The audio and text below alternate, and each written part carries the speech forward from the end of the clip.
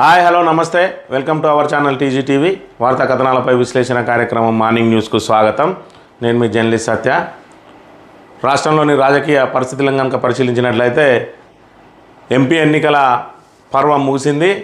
ఇంకా ఖమ్మం, వరంగల్, నల్గొండ పట్టభద్రుల నియోజకవర్గానికి సంబంధించిన ఎమ్మెల్సీ ఎన్నిక ఈ నెల 27న జరగబోతుంది. దానికి ఈరోజు సాయంత్రం 5 గంటల వరకు మరి ప్రచార కార్యక్రమం కూడా ముగిసిపోతూ ఉన్నది. మరోవైపు బీఆర్ఎస్ ఈ సీట్ను ప్రతిష్టాత్మకంగా తీసుకున్నది.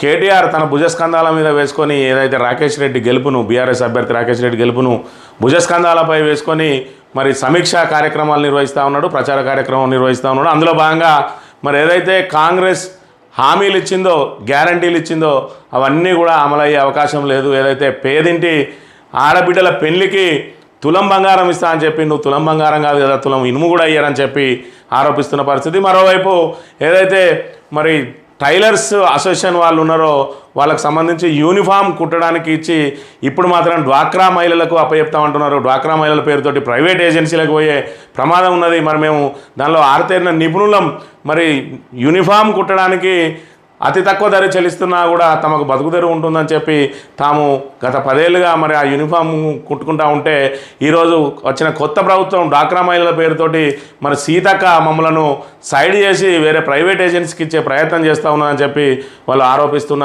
పరిస్థితి. మరోవైపు తెలంగాణ రాష్ట్ర ఆవిర్భావ వేడుకలు జూన్ 2వ తేదీన నిర్వహించనుండగా మరి రాష్ట్ర ప్రభుత్వం దాని మీద మరి ప్రత్యేక శ్రద్ధ పెడతా ఉన్నది. ఆల్రెడీ ఈసీకి దానికి సంబంధించి అనుమతులు కోరగా ఈసీ కూడా అనుమతి ఇచ్చింది.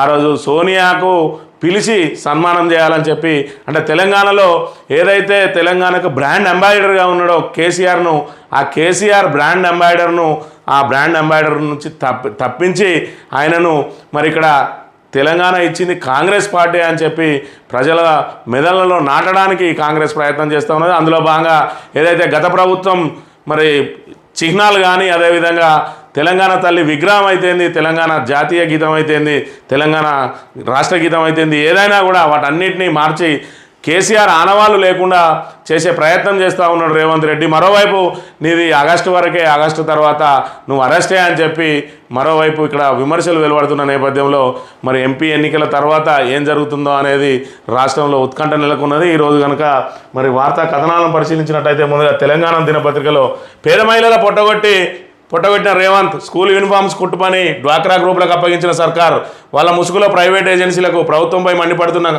కుట్టుపని కార్మికులు, పక్క రాష్ట్రాలకు తరలిపోతున్న మన కార్మికుల ఉపాధి, మంత్రి సీత కాస్త ఉందని కార్మికుల అనుమానం, అక్కా చెల్లి అంటూ రోడ్డున పడేశారని సీఎం రేవంత్పై ఆగ్రహం అని చెప్పి ఏదైతే మరి టైలర్స్ అసోసియేషన్కి సంబంధించి మహిళలందరూ కూడా ఒక అసోసియేషన్గా ఏర్పడి మరి గత 10 సంవత్సరాల నుంచి యూనిఫామ్కి సంబంధించి కుట్టు పని వాళ్ళే నిర్వహిస్తూ ఉన్నారు. మరి ఏదైతే ఆ యూనిఫామ్ కుట్టే పని కూడా గంపగుత్తగా వాళ్ళకే అప్పచెప్తా ఉన్నారు. రాష్ట్ర వ్యాప్తంగా మరి మహిళలు ఉపాధి పొందుతున్న పరిస్థితి, వాళ్ళ నుంచి సైడ్ చేసి ఇప్పుడు డ్వాక్రా మహిళలకు ఇస్తామంటున్నారు. డ్వాక్రా మహిళల్లో మరి ఆరుతేరిన వాళ్ళు ఉండరు, దానికి వాళ్ళు బయట ప్రైవేట్ ఏజెన్సీకి ఇచ్చి కమిషన్ తీసుకునే పద్ధతి మళ్ళీ అవలంబించబోతూ ఉన్నారు. మా అందరి పొట్టగొడతా ఉన్నారు. దీని అంతటి కూడా మంత్రి సీతకే కారణం. మరి అదేవిధంగా అక్కా చెల్లి అంటూ మమ్మల్ని రోడ్డున పడేసిండు రేవంత్ రెడ్డి. ఓడదాటరాక ఓడమల్లన్న, ఓడదాటిన తర్వాత బోడమల్లన్న అన్నట్టుగా మమ్మల్ని నట్టేట ముంచిందని చెప్పి మహిళలందరూ రోధిస్తున్న పరిస్థితిని మనం గమనించవచ్చు. ఫ్రీ కరెంటు దోపిడీ, జీరో బిల్లుల పేరుతో గరాన మోసం, ఒక చేత్తో ఇచ్చి ఇంకో చేత్తో గుంజుకోవడం అంటే ఇదేనేమో. జీరో బిల్లుల పేరుతో జనాలకు మస్కా కొడుతూ అనంతరం షాక్ ట్రీట్మెంట్ ఇస్తున్నారు. వరంగల్ జిల్లా నెక్కొండలో జరిగిన ఘనత వహించిన విద్యుత్ శాఖ పనితీరుకు నిదర్శనంగా నిలుస్తుంది. 5 నెలల కాలంలో ప్రజలకు ఏదేదో చేసేశాం అని రేవంత్ సర్కార్ గొప్పగా చెప్పుకుంటుంటే విద్యుత్ శాఖ అధికారులు జీరో బిల్లుల పేరుతో జనాలకు పంగనామాలు పెడుతున్నారు. మొదటి 2 నెలలు జీరో బిల్లుల పేరుతో పైసా వసూలు చేయని అధికారులు 3వ నెల మాత్రం ఒక్కసారిగా 2000కు పైన బిల్లులు ఇచ్చి వినియోగదారులకు షాక్ ఇచ్చారు. దీంతో బాధితులు లబోదిబోమంటూ కరెంట్ ఆఫీసుల చుట్టూ తిరగడం మొదలుపెట్టారు. కానీ కనకరించిన వారే లేకుండా పోవడం విశేషం అని చెప్పి వరుసగా 2 నెలల జీరో బిల్లు, 3వ నెలలో 2700లకు పైగా బిల్లు, 2 నెలల రీడింగ్ ఒకేసారి బిల్లు, షాక్ అయిన వినియోగదారుడు, అధిక యూనిట్లు చూపించిన బాధుడే బాధుడు. ఏదైతే మరి 200 యూనిట్ల లోపు ఫ్రీ కరెంట్ ఇస్తామని చెప్పి, అంటే ఎన్నికల ముందు 200 యూనిట్లు కాల్చుకొని అప్పటి వరకు ఫ్రీ, దానిపైన మాత్రమే ఎంత వస్తే అంత బిల్లు కట్టండి అన్నారు. తీరా ఇప్పుడు మళ్ళా ప్రభుత్వం ఏర్పడ్డ తర్వాత 200 వరకు కాల్చుకుంటూనే ఫ్రీ అన్నారు. ఇప్పుడు మాత్రం 2 నెలలు కలిపి మరి వడ్డిస్తున్న పరిస్థితి ఏదైతే మరి 2 నెలల పాటు ఫ్రీగా కరెంట్ వచ్చిన వాళ్ళకు 3వ నెల 2700 బిల్లు వచ్చిందంటే మరి అధికారుల మోసం ఏ విధంగా ఉన్నది, మరి ఫ్రీ కరెంటు లేదా దోపిడీ ఏ విధంగా ఉన్నదనే అంశాన్ని ఇక్కడ ప్రధానంగా ప్రచురించింది తెలంగాణ దినపత్రిక. ఇక కోమటిరెడ్డి పరువు తీసిన హరీష్ రావు, టిమ్స్ ఆసుపత్రి కోమటిరెడ్డి ప్రచారానికి కౌంటర్, కోమటిరెడ్డి విషం చిమ్మడం బాధాకరం, పేదలపై ప్రేమ ఉంటే ఆసుపత్రి పూర్తి చేయండి, 27 ఫ్లోర్లు అనడం అవగాహన రాహిత్యానికి నిదర్శనం అని చెప్పి ఏదైతే కేసీఆర్ ముఖ్యమంత్రిగా ఉన్న తరుణంలో మరి హైదరాబాద్ చుట్టుపక్కల టిమ్స్ ఆసుపత్రుల నిర్మాణం చేపట్టి మరి ఆరోగ్యాన్ని ప్రజలందరికీ ఆరోగ్యంగా ఉండేందుకు వారికి ఆసుపత్రి సౌకర్యం కల్పించడానికి ఏర్పాటు చేసిన టిమ్స్లో మరి అందులో 27 ఫ్లోర్లు కట్టిరు. అది నిబంధనలకు విరుద్ధం. ఆ డిజైను మేము 14 ఫ్లోర్లకే పరిమితం చేస్తామని చెప్తున్న పరిస్థితి. ఆయన అవగాహన రాహిత్యానికి ఇది నిదర్శనం అని ఇక్కడ హరీష్ రావు చెప్తున్న పరిస్థితి. మేము G+14 మాత్రమే డిజైన్ చేసినాం, మరి దాని మీద ఎలాంటి అవగాహన లేని కోమటిరెడ్డి వెంకటరెడ్డి ఇంకా దాని మీద రాజకీయాలు చేయడానికే ప్రయత్నం చేస్తూ ఉన్నాడు. ముందు రాజకీయాలు ఆపి వాటిని త్వరితగతిన పూర్తి చేసి వాటిని ప్రజలకు అందుబాటులో తీసుకురాలని మేము పెట్టిన డిజైనే మరి G+14 దానిలో రాజకీయం చేసుడు కాదు, నీకు ప్రజల మీద చిత్తశుద్ధి ఉంటే వాటిని తక్షణం పూర్తి చేయమని చెప్పి కూడా సవాల్ చేస్తున్న పరిస్థితిని మనం గమనించవచ్చు. ఇక హైదరాబాద్లో కోహ్లీ రెస్టారెంట్ మరి ఏదైతే క్రికెటర్లు కానీ సెలబ్రిటీలు కానీ అదేవిధంగా సినీ తారులు వీళ్ళందరూ కూడా రెస్టారెంట్ల బిజినెస్ మీద ప్రధానంగా దృష్టి సారిస్తూ ఉన్నారు. అందులో భాగంగా ప్రముఖ క్రికెటర్ కోహ్లీ మన హైదరాబాద్లో ఒక రెస్టారెంట్ తెరవబోతున్నారు అన్నట్టు వార్త ప్రచురించింది. ఇక నేటి నుంచి వైన్స్ బార్లు బంద్ అని చెప్పి ఏదైతే నల్గొండ, ఖమ్మం, వరంగల్ జిల్లాల పరిధిలో మరి ఇక్కడ ఈరోజు సాయంత్రం 5 గంటల నుంచి ఎమ్మెల్సీ ఎన్నిక ముగిసే వరకు అంటే 27 సాయంత్రం 5 గంటల వరకు కూడా ఎలక్షన్ నిబంధనల మేరకు ఈ 3 జిల్లాల్లో వైన్స్లు బార్లు అన్నీ కూడా బంద్ ఉండబోతున్నాయని చెప్పి ఇక్కడ ప్రధానంగా ప్రచురించింది.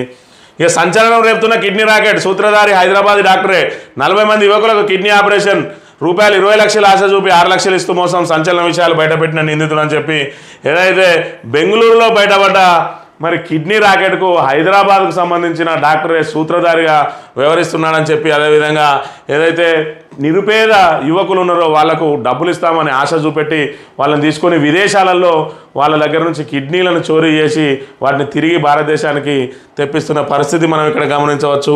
మరి ఒక డాక్టర్ అయి ఆ డాక్టరు ప్రజల ఆరోగ్యం కోసం సేవ చేయాలి, తన వృత్తిని దైవంగా భావిస్తారు ఇక్కడ ప్రజలందరూ కూడా. అలాంటి దైవంగా భావించే డాక్టరే ఈరోజు అవయవాలను సేకరించి అమ్ముతా ఉన్నాడు. మరోవైపు 20 లక్షలు ఇస్తా అంటే ఆశపడిపోయిన పేదలకు మరి వాళ్ళకు 6 లక్షలు ఇచ్చి వాళ్ళను వెలగొడుతున్న వైనానికి సంబంధించిన వార్తను ఇక్కడ ప్రధానంగా ప్రచురించింది.